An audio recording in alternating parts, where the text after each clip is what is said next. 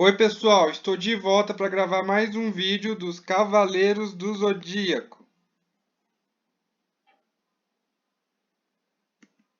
Desculpe, aconteceu algumas outras coisas, mas vamos continuar. Nas sagas anteriores, os Cavaleiros de Bronze lutaram por Atena contra os Cavaleiros de Ouro, que estavam sendo enganados pelo Grande Mestre, e também contra os Guerreiros Deuses de Hilda e também os Gerais Marinas de Poseidon. Mas agora que vai começar a grande batalha, e desta vez o foco não será só nos Cavaleiros de Bronze, mas também nos Cavaleiros de Ouro. Quer dizer, não todos. Tudo começou lá nos Cinco Picos Antigos, quando o mestre ancião de Libra sentiu que Hades finalmente voltou depois de 243 anos desde a Guerra Santa. E logo na casa de Ares, o Mu encontra uma figura familiar que lhe ordena que ele trouxesse a cabeça de Atena em menos de 12 horas. Claro que o Mu recusa. Só que, para surpresa dele, ele descobriu que dois espectros estavam acompanhados. E eram ninguém menos que Máscara da Morte de Câncer e a Afrodite de Peixes, que são dois cavaleiros de ouro que não valem nada.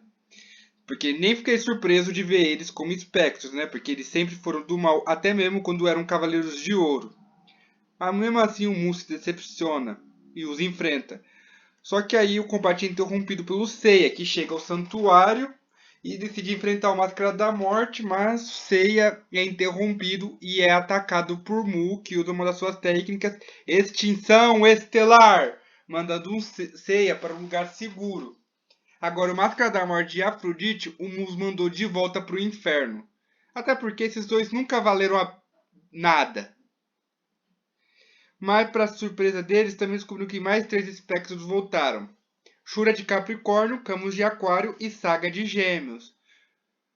Mu fica surpreso, mas ainda assim não consegue acreditar. Só que aí então começa às 12 horas.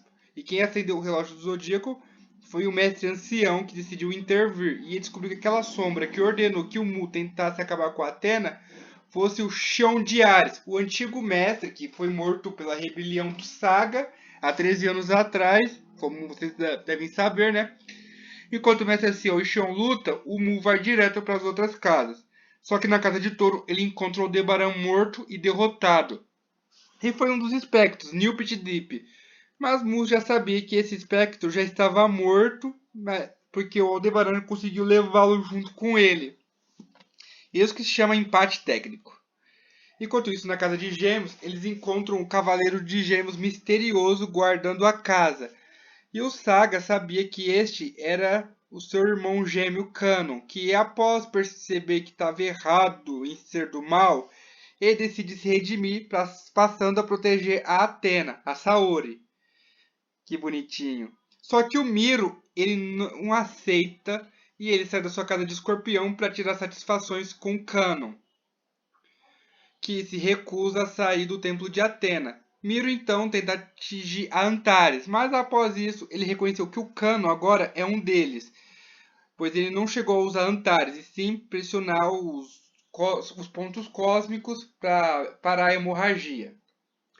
E é isso, o Cano se torna oficialmente o Cavaleiro de Ouro de Gêmeos. Enquanto isso, Shiryu chega para ajudar o seu mestre contra o Xion. É claro que o mestre ancião manda Shiryu ficar fora disso, pois ele não queria mais que os Cavaleiros de Bronze lutassem. Mas Shiryu estava insistindo em querer provar que era um ótimo cavaleiro. Com isso, o mestre ancião aceita. E no meio do combate, ele descasca sua pele, pois ele começou a usar uma técnica chamada mesofita, onde esses 243 anos que o mestre ancião passou, na verdade, eram como se fossem dias. Ou seja, ele podia rejuvenescer a sua forma de quando ele tinha 18 anos de idade. Assim renasce Doku de Libra, o primeiro dos primeiros, o melhor cavaleiro de todos. Você tem que admitir, ele que é o melhor cavaleiro de ouro. Então, quem acha que o Saga é melhor, quem acha que o Shaka é melhor, vocês me desculpem, mas o veterano sempre vence. Cada um tem o seu Soldier Boy que merece, e nós temos o Doku de Libra. E agora Doku e Xion começam a lutar. Enquanto isso, a Ioria também estava se preparando para enfrentar os espectros. E adivinha, o Ioria não estava de bom humor, não. Porque quando ele lançou o Relâmpago de Plasma, você tá ferrado, hein? Você tá muito ferrado. E na Casa de Virgem, o Shaka estava esperando pelos Cavaleiros de Ouro renegados. E foi aí que então ele começou a usar seu golpe Tesouro dos Céus, tirando os sentidos de um por um. Mas no máximo que aconteceu, o Saga ficou com a visão, o Shura com o paladar e o Camus com a audição. Assim, os três acabam usando a técnica proibida de Athena, a exclamação de Athena, que matou o Shaka, mas este, antes de morrer, consegue enviar a mensagem para Athena, que é sobre o oitavo sentido. E que claramente em breve a Athena e o Shaka se reencontrarão no inferno, dessa vez para acabar com Hades. Furiosos com o sacrifício de Shaka, Mu, Aior e Miro se unem e tentam usar o seu golpe, a exclamação de Athena. Mas olha só o que acontece. Duas exclamações de Athena usadas por um trio de Cavaleiros de Ouro, os que estão vivos e os que já não estão mais entre nós e que se tornaram espectros. Só que no meio desse merdeiro todo, eis que surgem os Cavaleiros de Bronze. Não, num anime que Seishi e Yogeshima parecem injustos.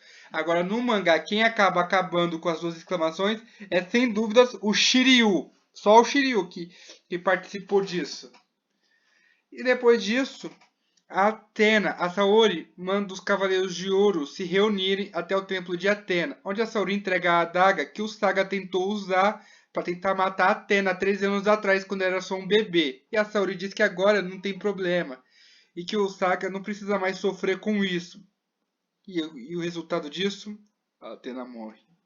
Os Cavaleiros de Bronze ficam tristes com o sacrifício da Saori e se acham cavaleiros só de nome. Aí aparece Xion, que veio dar uma surra neles, para eles pararem de ficar de chororô, e falam que eles têm que acabar com o Hades, e mostra a eles o segredo da estátua de Athena, que é a armadura que a Athena vai precisar. E para eles entregarem a ela, que está lá no inferno junto com o Shaka, eles terão que despertar o oitavo sentido, porque é isso que eles têm para poder continuarem vivos lá no inferno.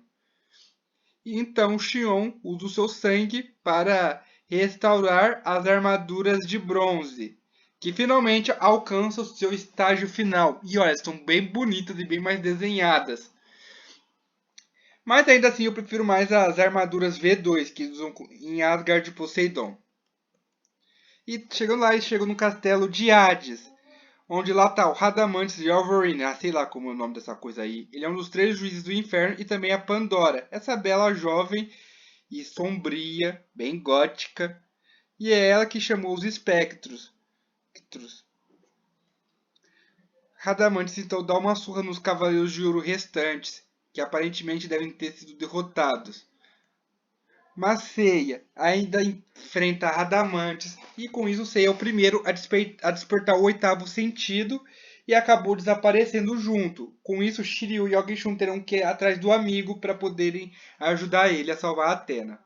Enquanto isso, tem uma cena de despedida muito triste entre Doku e Xion, que já foram grandes amigos durante a Guerra Santa e também um dos poucos sobreviventes.